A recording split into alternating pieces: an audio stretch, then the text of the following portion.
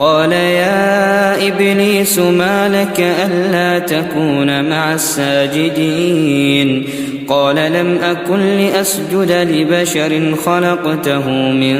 صلصال من حمأ مسنون قال فاخرج منها فإنك رجيم وإن عليك اللعنة إلى يوم الدين قال رب فأنظرني إلى يوم يبعثون قال فإنك من المنظرين إلى يوم الوقت المعلوم قال رب بما أغويتني لأزينن لهم في الأرض ولأغوينهم أجمعين إلا عبادك منهم المخلصين